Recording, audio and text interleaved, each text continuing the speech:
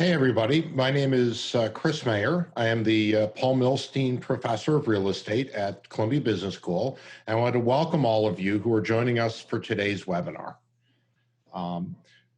Columbia Business School developed the Leading Through Crisis series as an immediate response to the global health crisis, as a way to share research expertise and thought leadership from our faculty and community members at the height of the global pandemic. As we continue to move forward, still focusing on the short and long-term issues of COVID-19, but also considering the myriad of challenges facing our nation, we are inviting business leaders who in this time of uncertainty are responding to these challenges with innovation, technology, or operational change, and are building companies of inclusivity. I'm happy to be here today on behalf of Columbia Business School and the Paul Milstein Center for Real Estate, joined by Robert Reffkin. Robert Reffkin is founder and CEO of Compass. Not only is Robert an alumnus of Columbia Business School, but also an alum of Columbia University, and has worked at McKinsey, Goldman Sachs, and as a White House Fellow prior to founding Compass in 2012. Compass, since its launch, has aimed to simplify the real estate process one market at a time. Compass is a real estate company with a powerful end-to-end technology that supports the entire buying and selling workflow. Compass operates in 22 plus regions across the US with more than 17,000 agents in 135 cities, and is now the country's largest independent real estate brokerage. Welcome, Robert. And let me just, first thank you on behalf of Columbia for joining us. You have been a real supporter of the business school and the university as an alum, and have been a real friend to us here. So we're very, very grateful for your joining us. Glad to be here. Yes, so let me start with the housing market and how you see what's going on. It's March 2020, not that we all want to go back to that time 4 months ago, seemingly forever. COVID-19 hit seemingly out of nowhere. What were some of the immediate effects that you were seeing in the housing market? Yeah, so let me just take a step back and give you context of what Compass is. We're in 135 markets, 17,000 agents. We are in the business of providing solutions to real estate agents to help them grow their business and have more time, so they get more money to support their family, more time to be with their family. There are 2 million agents in the country. They generate $90 billion of commissions every year. And we are the premier solution provider to them to help them grow. When COVID happened, obviously shelter in place, safer in place guidelines in every market. We were unable to do a number of things that we had done in the past. We're unable to show property, which you can't really sell if you can't show property. You're unable to meet in person, even if something was in contract. How are we going to close and sign the agreements? You were unable to have listing appointments, meet with clients in any way. And we were unable to meet with our agents who are our customers. We work for them, they don't work for us. They're all independent contractors. And we were unable to meet with them and give them the hands-on type of support that we had given them in the past, because obviously we could not go into an office. And so for us, we had to adapt in a couple of specific ways that I'll share. One is on bringing agents in. We used to recruit agents by meeting them in person. Then we had to make it 100% virtual on Zoom video conference. We used to onboard people in person. It's your first day, and we'd meet and we'd onboard you onto the technology, onto all the different offerings. Then we had to make all that virtual, a complete virtual onboarding.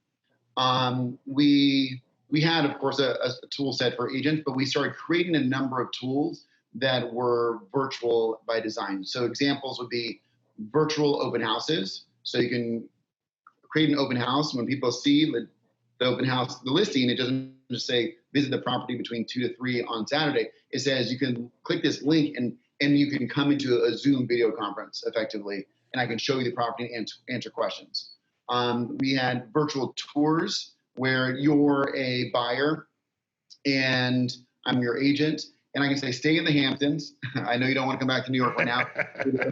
the schools are starting in about a month, and I'm hearing they're going to be open. Let me help you rent or buy a property. You stay in the comfort of your home in the Hamptons, and I'm going to visit the 4 different properties, and I'll zoom you into each one of them. And we also had created online training through something called compassacademy.com, where agents can learn virtually as opposed to just in-person sessions. So those are some of the examples of how we pivoted during that time. And then the last thing I'd say, from my perspective, I really tried to do the best I could be as a leader to be visible. And so I started sharing daily videos on Instagram for months, during that period of time, to stay close to our people. And I had emails as well daily to them with more information than was in the video. So how did clients react to all of this? So they're used to going and seeing a property all of a sudden, and there's the brokers who are working for you, the agents, and then you've got clients who are struggling with a completely different process. How did they respond? Did people start to get comfortable with this? Because obviously it was a plummeting in transactions. Absolutely. I'm going to make one quick nuance because I think it's important. The agents don't work for us; we work for them. So they're independent contractors, and it's one of the reasons why no company came in to do what we did before, is I believe there's an emotional prejudice against agents in this country that prevents them from seeing that agents are just small business owners. They're CEOs. My mom's been an agent, for over 30 years, and so it's deeply personal to me. And so for us, the only thing that I go to sleep at night thinking about is how do I help our agents grow? And then they have their clients. So the logic would be at Compass, the customer is the agent, and the agent has their client. Yeah. So to your question, how did the buyer react? I mean, really, as you can tell from the press and what you watch and read and talk about, the country is a very diverse place, and so the way clients reacted in New York City was different than the way they reacted in, let's call it, in Florida, and then Texas, and then Seattle and Orange County. Orange County is different than LA County. One thing that's really fascinating with real estate, it reflects the diversity of our country. But ultimately, the clients, I believe clients choose agents based off of trust and relationship, but also off of, is this person going to go above and beyond? And so I think what I have heard from our customers, the agents, is that the tool that we gave them reflected that they are at a company that and they themselves are agents that are going to go above and beyond for the client. Some people gave up. Some people pulled it. Some restaurants are closed in New York. They are. Some are open. Yeah. I think that's fascinating. Right next door to each other. So this one's becoming busy. This one said I'm out. Our company at the company level and the agent level, we kept those entrepreneurial, creative instincts moving, and said, how can I get better every single day? Because we're a company of entrepreneurs that work for entrepreneurs, being agents. Yeah. So 3 months later, what do you think the biggest hurdles that your agents and their clients are still facing when we look at the world today, or 4 months later? What are the big things now? So outside of New York City, because New York City is probably the only market in the country that is not booming in residential real estate. Outside of New York, it's almost like, how do I deal with all this activity? I've never been so busy in my career. And real estate, 3 months ago, we were a COVID victim. Now there's net new demand from COVID and more real estate activity. A couple of examples. Real estate prices for the average home in the United States is at all-time high. The days on market is lower than it's ever been in recorded history, at 20 days on average. So homes are selling faster than ever before. Obviously, mortgage rates are at an all-time low. Now I think it's 2.87%. You have the home builder sentiment at 72, which is very high on a historic basis.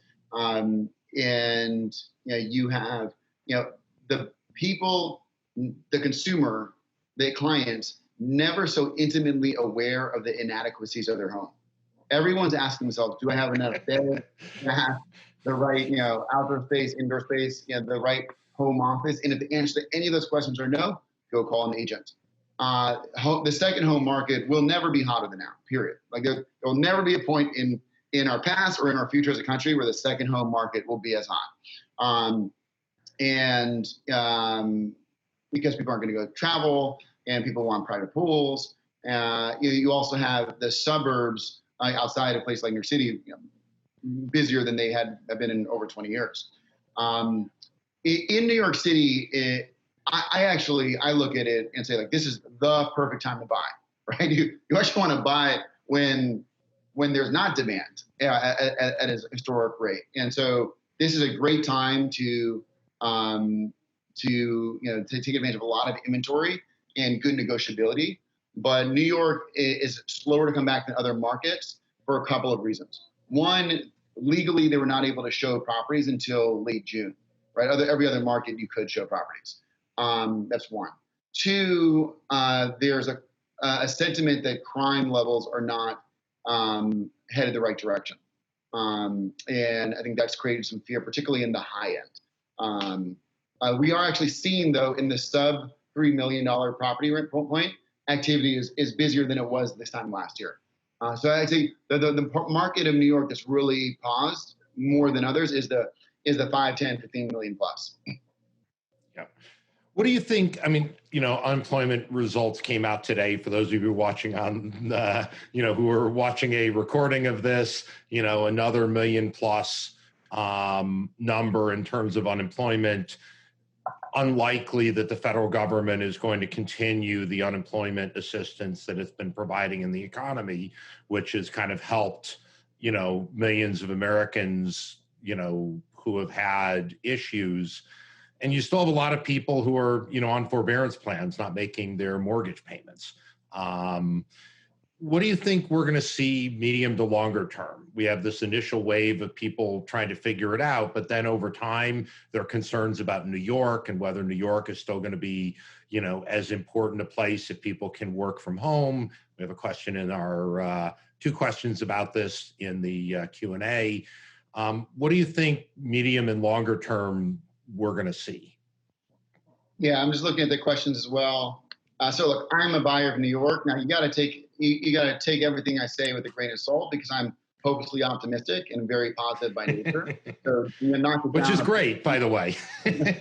But people have been betting against New York in different ways over many points of its history, just like people betted against me over many ways of its points of history. I wouldn't bet against New York City for a number of different reasons. Remember, the Bronx was burning. Right? Go read that book, right? Like it was a lot worse than you think it ever is now. Not even close. This is a holiday. But let's look at a couple of factors around New York. One,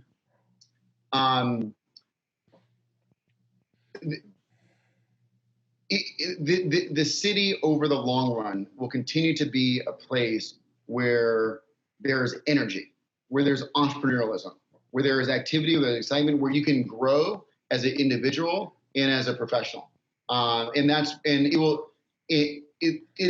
is because the foundation, the history of New York City is a city of immigrants, where people have come for a better life. People like my mom, who is from Israel. 36% of New Yorkers are not from New York, are immigrants, and the next 23% are people that came from a different city, like myself.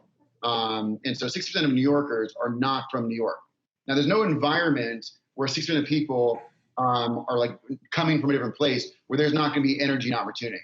And that's why whenever there are things that go bad, new things come up and new ideas, new creativity, and that's energy. People on balance want energy and opportunity. And so I think we're going to continue to see this be a place where there will be opportunity and people will come for that. The opportunity both being career and being just quality restaurants, quality of arts, the arts and et cetera. Now, yes, will there be a gap for a period of time? Sure. But yeah, what the mayor and the governor are thinking about is how can you have the arts be outside? How can you have outside tents? How can you use Central Park? And creativity will come. Remember, we really just opened up like a couple weeks ago, like 4 weeks ago. And so I think we're going to see a lot of exciting things. And I'm here in New York City. I don't have to be. I could be in a different place, but I chose to be here. My kids want to be here. My kids don't want to go back where we were for the last number of months. They want to be here in New York City, and we're playing in the park, the water park, yesterday, and we had a lot of fun. And so I think people will come for that reason. Next, on office space, I think there are a lot of unanticipated consequences of what's happening with COVID. We've already seen a lot of things we thought would be here, now they're over here. Right? Who would have thought there'd be net new demand to move and real estate be busier than ever before? But on office space, look, when I think about the trend over the last 20 years from the trading desk Bloomberg mentality of everything open, if anything, there's going to be a lot more private offices. And so private offices will mean that you'll actually need more space to cover the amount of people. Secondly, I believe, particularly in places like New York, people want to accelerate their careers. And on balance, do you think, or do we think that the person who's in the office, with their manager, post-COVID, is going to get better career opportunities more role, more responsibility than the person who's never in the office? I think on balance, that human nature of, hey, I want to be where the action is, again, whether it's career, whether it's company, whether it's manager, whether it's arts, whether it's entertainment, whether it's the streets, people will come for that. And so I wouldn't bet against New York at all. I am with you. I'm not a lifelong New Yorker. I'm an import from the Chicago area, but I love the city, and obviously for Columbia, Columbia lives and breathes the city. And the students, the people, the whole environment for us, it's really a critical, thing for New York to be successful. And, the 70s and 80s were, not the best time at the university as well. So, those were, challenges. Well, I first learned of the word Columbia University when I was in like maybe around 8th grade. And I was reading a comic book where someone got robbed in Riverside Park. And they were it was a Columbia student. And I was like, Mom, what's this? And that's how I learned about Columbia. Yeah, well, it seems like you decided to come anyway. And of course. That was a long time ago. Yeah, all good, that's for sure. So let me switch gears a little bit and talk about inclusive leadership and building inclusive companies. Obviously, today, COVID isn't the only challenge or even crisis the country is facing right now. Another, which isn't new, but has been amplified in recent tragedies, and really with the growth of the Black Lives Matter movement, is racial inequality. The real estate industry has unfortunately for decades been at the heart of problems like redlining and segregation. Maybe we can start and talk about what companies can do in terms of creating inclusive workspaces and inclusive businesses. And maybe we can start by, maybe talk a little bit on your end about the culture at Compass. Yeah, look, I appreciate the question. I think, I'm very encouraged by the current conversation. And I think we just got to continue the conversation as much as possible. I think race in this country has been like a taboo topic for a long time. And I didn't totally appreciate that until more recently. I think there was a time where Black people weren't Black, we were African American. And now we're Black. There was a time where people just didn't want to talk about race because, and I think there have been other times where people didn't want to talk about sexual orientation, and there's been a lot of advances there. And so if we can make the same advances just in being okay to talk about race, and I think all sides need to play a role there. I think when someone talks about it, we can't attack that person for talking about it, which I think can happen at times.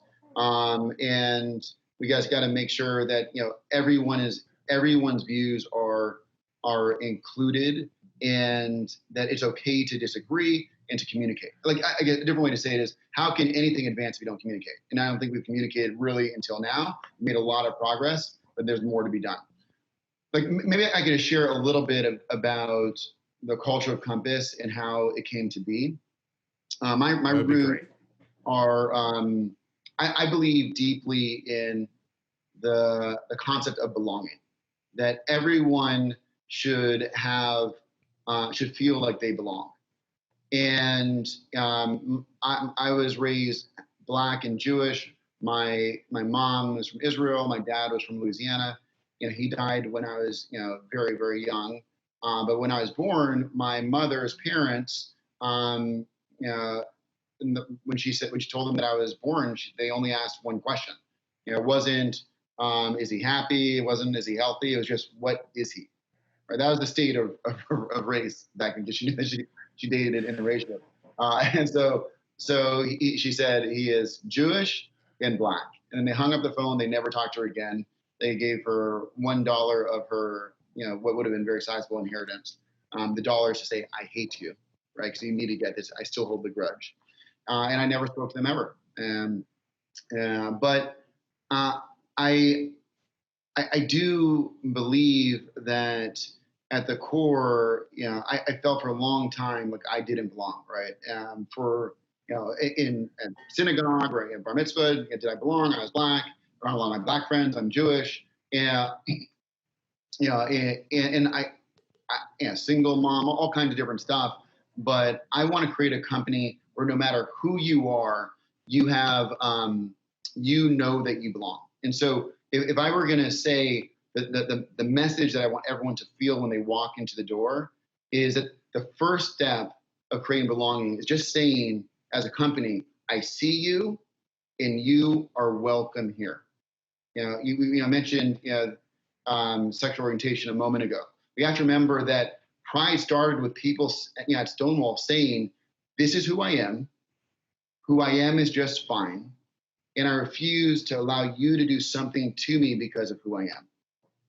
And that's the culture that I want for Compass.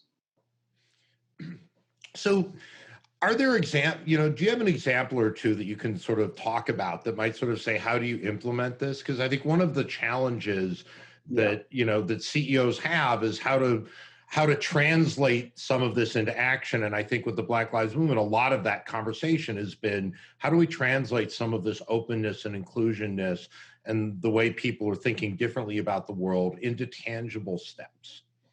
So there's like infinite problems. There's also infinite opportunities. And so I think it's, no matter what you do, you could have done more. I think and there are areas that are winnable, there are areas that are hard to win. But I think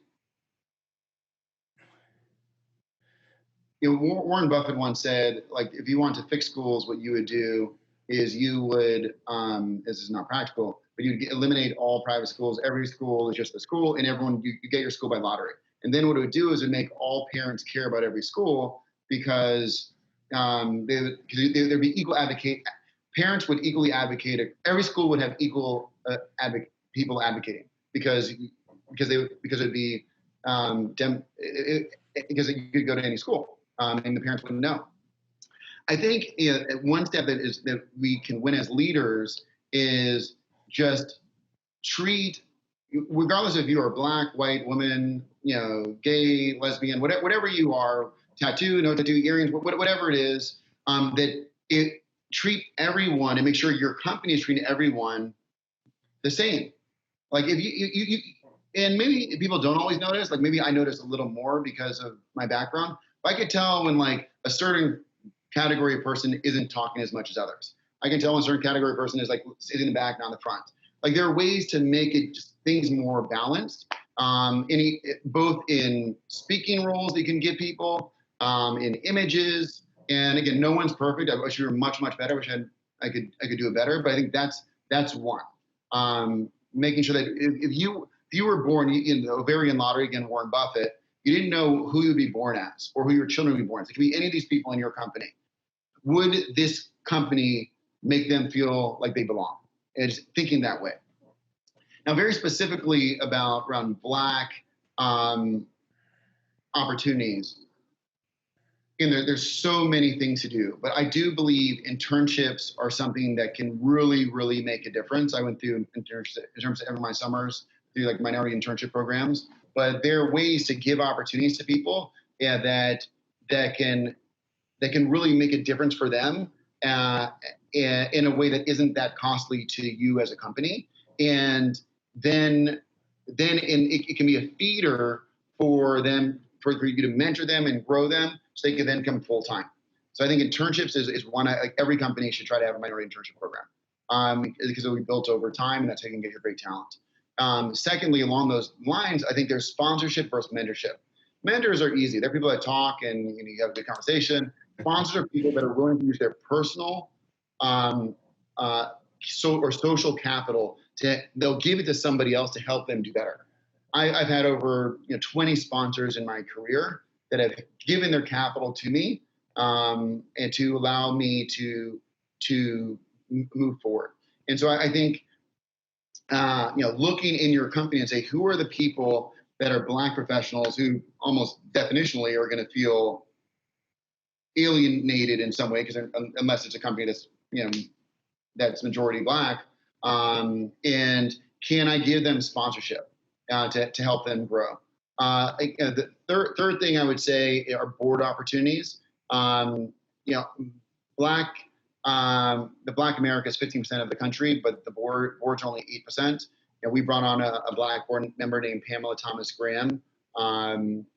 This was before Black Lives Matter, before George Floyd, not before Black Lives Matter. But she's incredible. She's on the Peloton board and other great boards. We're talking final conversations with another Black board member right now, actually two others. And so I think that's a way to really make a difference. Goldman Sachs came out last year and said they're not going to take any company public that doesn't have one woman board member. Why not add one Black board member? Those things make a difference because they set a lot of the guidelines that flow all the way down. So those are some of the things that you can, and of course you can do more on recruiting and talent development. The things that I would say at a company level, so there's focusing in your company, there's focusing outside of your company. I actually think on balance, companies can have a bigger impact focusing outside of their company than in their company. The things that we're doing are, one, making sure every advisor we use, banker, lawyer, accountant, consultant, a long list of advisors, that at least one person on their team is Black. Like if every company did that, remember that's easy to do. It's not hard thing to do. If every company did that, then it all happens. It would happen overnight. And so, in the same way Bill Gates had like the gifting pledge and got all these people to do that, I would love to see a world where we can just have like a pledge where everyone makes sure that the advisors they work with and consultants they work with have diverse teams, because then it all follows. The reason that's important is because companies aren't just going to do things out of the goodness of their heart. They're companies, but they will do things when their clients ask, and so that's when we as a client say, we'll work with you, but I want to make sure your team's diverse. There's a Black professional there, then they'll do it. And then the last thing that I'd say we're doing is and we're doing actually a lot more, but the thing that's worth noting that for this conversation is we are, our agents have 17,000 small business owners that they represent, and they're at the center of real estate spend. They spend on photographers, videographers, floor plan creators. They're recommending real estate inspectors, real estate attorneys. I could go on and on, home staging, etc. And we're encouraging them to make sure that 15% of their spend that they are either directing or using directly, that they are referring, that reflects the diversity of our cities and our country. So 15% as well. Yeah. I mean, those are incredibly important steps. And I think the work you're doing in this area of trying to find some tangible things to do are really important. At Columbia Business School, we had a colleague who unfortunately passed away recently, Kathy Phillips, and she did, I think, some foundational research looking at the value of diversity in teams, and found it's not just doing this because you want an equal society, which is obviously an incredibly important goal. Those teams are actually more productive.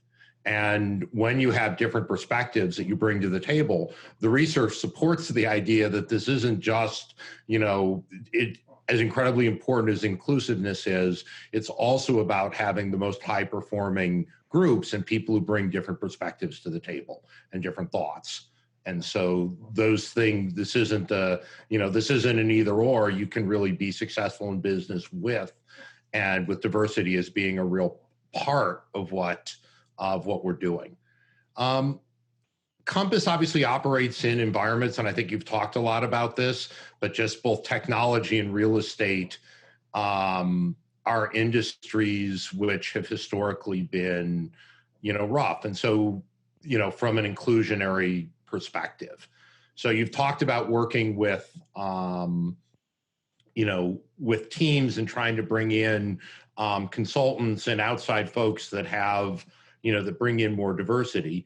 From your perspective, you said something about your career as CEO, and obviously we're going to need to bring, future leaders to the table and a more diverse group of leaders than we have today in the corporate world, particularly in those industries. You talked a little bit about people who were sponsors for you. Were those other things that helped you get to the place that you've been, which is obviously, fastest growing, one of the most successful real estate companies in the modern era of real estate. So any other things you want to talk about from your career that you think helped you and, that advice you could give? Yeah, I think,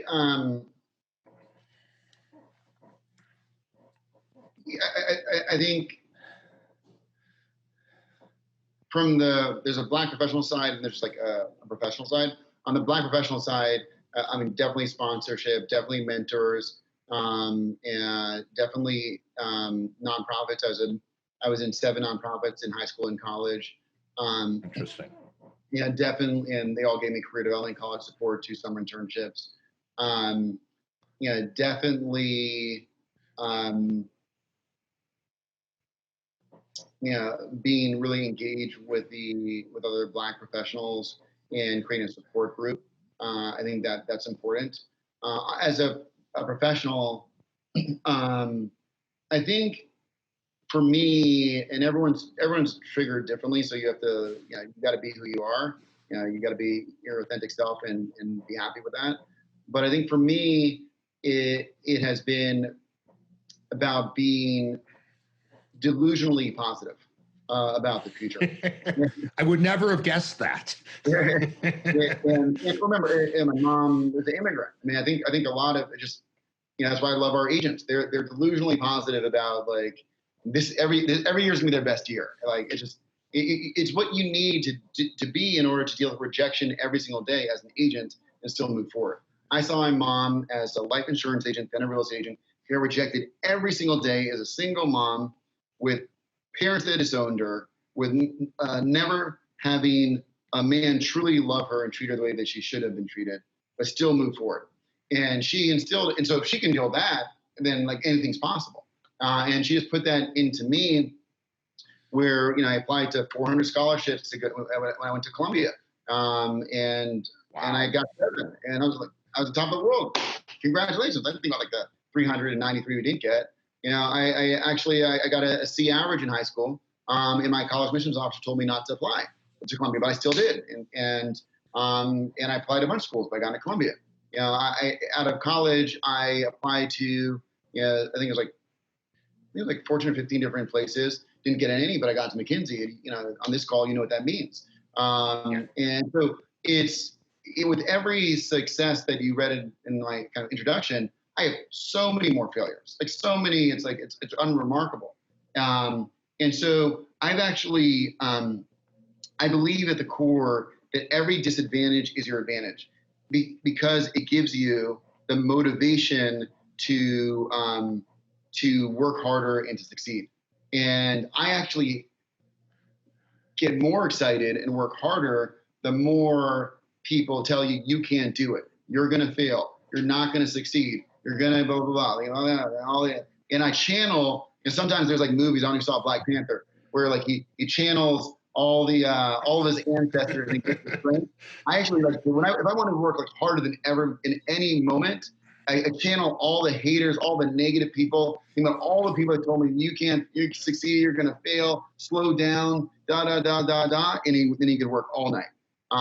And I know Michael Jordan, but if you look at Last Dance, it's interesting that he did a lot of that as well. He would actually make up in his mind how someone was talking smack about him on the court, and they actually weren't. He said afterwards, but he'd make up in his mind and really believe that, and then it'd get him to work harder. So you got to know, again, everyone's different, but I have had incredible passion and desire to prove to myself, to my family, to my mom, to my mentors, to my sponsors, to the world that anything is possible, period. Look, your infection is contagious and, just an amazing thing to help and have the confidence to go on, even in a world that, turns out, everybody sees problems from time to time, but it's obviously incredibly important. Let me turn a little bit to think about our students, and I want to encourage people to put in questions in the chat box as well. We have time for a couple. But any advice you give to our students who are listening or are going to be coming on the recording, who are entering careers in a post-COVID world, which is obviously going to be very different than the world was when they came into graduate school? Any advice, you said? Yeah, any advice for them? Well, look, I think now you can almost get a job really regardless of where you live. We had a point where you'd only hire people that are in that area for that thing. Now, I'd say the majority of our jobs, we're agnostic to where they live. So I think that will create more opportunities. I think that we've seen an acceleration of the natural trends that existed in the world already.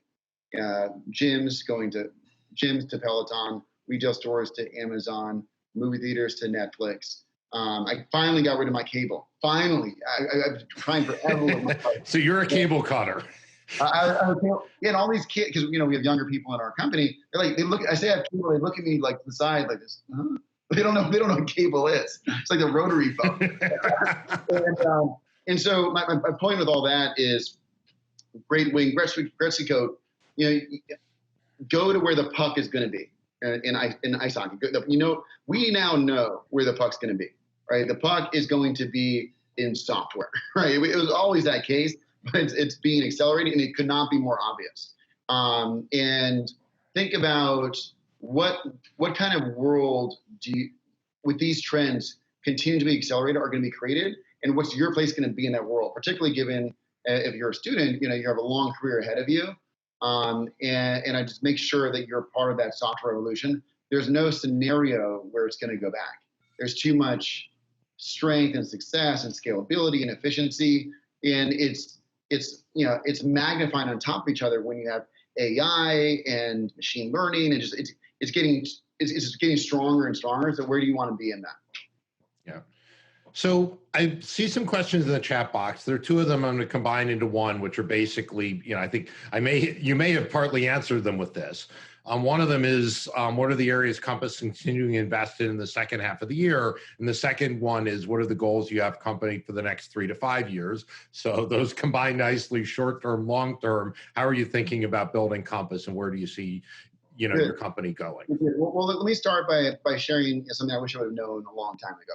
You got to start as when you're building a company. It's not like it's not like a club where a bunch of friends come together, you build, have fun. You got to start with first of all, know your customer, right? There's a reason why 97% of startups pivot. First, you got to start. What is your customer? Your customer is who pays you. So at first, we were doing different things. We finally realized the person that pays us is the agent. And what do they want? What will they pay for? And they will, what matters to them is that they can grow. They're small business owners. They want to grow, make more money, and have more time. Now, there are five like kind of key KPIs. then you got to say, what are your KPIs or key performance indicators, the things that really matter? Then you got to tie that down to OKRs, objectives and customer results, where everyone is measured and reviewed on that and compensated on that. We call it OCRs. We just change it. Objective key results to objective and customer results, making it the customer, because we're obsession with the customer. The reason it's even more important for us is harder to get people to understand the agents are the customer in our business, in our company, than probably in Amazon. So it's really like customer. We say customer all the time, and customer being the agent. And so the things that really matter are the KPIs of we want a certain revenue growth. We want to have a certain amount of agent retention. We want to have agents grow their business a certain amount every year using our technology. We want to have agent engagement on our software, and so those are some of the key KPIs. And then we translate that to OCRs into activities, and it has to be like a machine that runs. So my personal goal is to move away more and more from a company that is individual based, as in like certain leaders, to a machine of mechanisms that just runs effectively as a machine and as a team. And that's just a natural progression that every company needs to make, which we're really excited about. We hired a number of great leaders to help us with that. We hired Joseph Sarosh, who is CTO of AI at Microsoft. Before that, CTO of consumer at Amazon. We hired Greg Hart, who was head of Alexa, of Amazon Prime Video, and before that, created Alexa and launched the music category at Amazon. And before that, 23-year executive there, 6th most tenured executive at Amazon. We hired Kristen Inkerbrandt. She's our CFO, a partner from Carlyle in their technology investing group. So those are some of the examples of people that have deep experience in building machines, and we want to guide that entire machine towards a single goal of helping agents grow. When agents are successful, we're successful. When agents grow, we grow. When we create value for agents, we create value for Compass. There's no other way to create value for Compass if you're not creating value for agents. And so that's really the focus over the next couple of years. I'll close by saying, 5 years from now, we will be international, not just domestic. And we will go beyond the transaction, not just a place where people come to buy or sell a property, but where you go beyond mortgage, title, insurance, escrow, movement services, home improvement, home warranty, security, creating harmony and simplicity in the entire real estate process. Well, for those who have bought and sold homes, creating harmony and simplicity would be a really, really important goal to kind of speed up, simplify, and have, as you've focused a long time, have technology that can really make the process simpler. So, Robert, I wanted to thank you so much for coming, for participating in a leadership series, and for really all that you've done, both as an alumnus and the contributions you've made in the business community and your leadership, all of which are incredibly important. So thanks a lot for joining. Stay safe. Thank you. You too, Professor Mayer. Thank you, Columbia Business School, and thank you everyone who took the time to watch this. Stay safe, Stay positive, stay productive, and I can't wait to see you as the world reemerges. Yeah, well, I agree, and stay safe for all of those who are out there as well. Thank you very much. Thank you.